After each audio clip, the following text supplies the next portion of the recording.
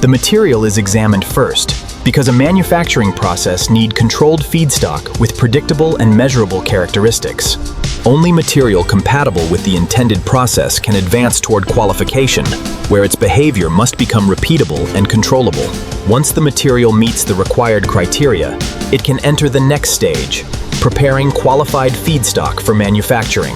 Qualification is complete, but the material still needs controlled preparation before it can enter a manufacturing process.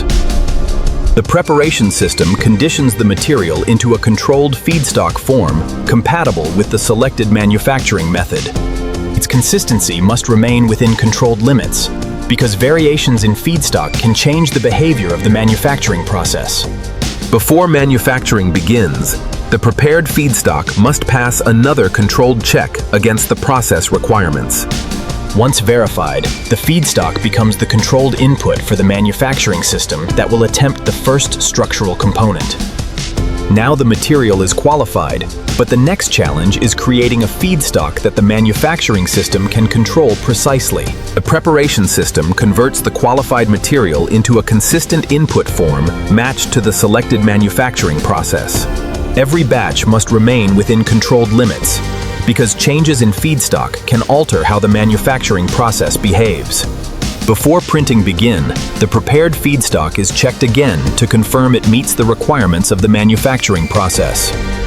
Only now is the material ready to enter manufacturing and become the structural beam that will test this entire concept.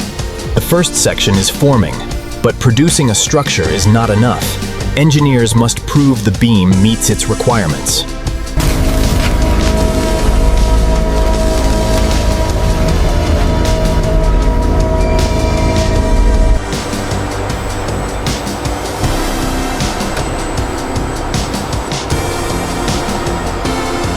Physical inspection examines critical surfaces and connection regions, searching for defects before the beam is allowed into assembly.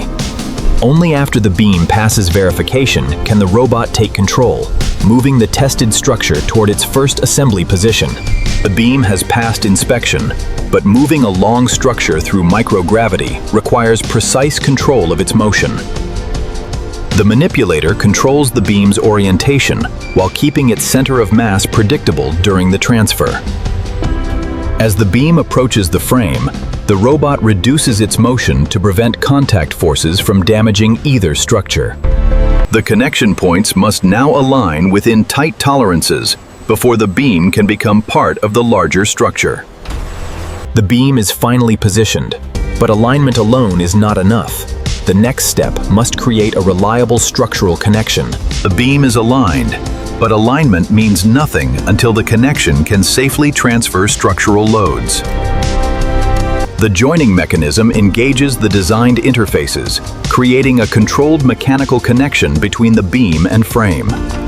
Once connected, the joint must hold the beam securely without allowing unwanted movement under operational loads. The system checks the joint before releasing the beam completely, because one weak connection could compromise the entire structure. The first beam now carries its own load through the structure, proving one connection before the next component arrives. The beam is secure, but the real advantage appears when a structure becomes too large to launch as one piece.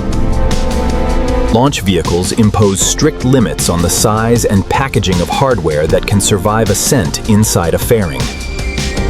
Manufacturing the structure after reaching orbit removes one constraint.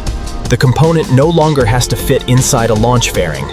Using local space-derived material could remove another constraint, reducing the amount of raw material that must be launched from Earth. Together, in-space manufacturing and assembly point toward structures designed for their orbital environment, rather than designed around launch limits. The first beam proves only one thing. Some structures may eventually be built where they operate. The larger the structure becomes, the less practical it can be to launch every component already assembled on Earth. Future manufacturing could combine delivered materials with resources obtained beyond Earth, reducing some of the mass launched from home. The goal is not replacing Earth, but changing what must leave it before a space structure can begin growing. The The goal isn't to stop launching things from Earth. It's to stop launching everything.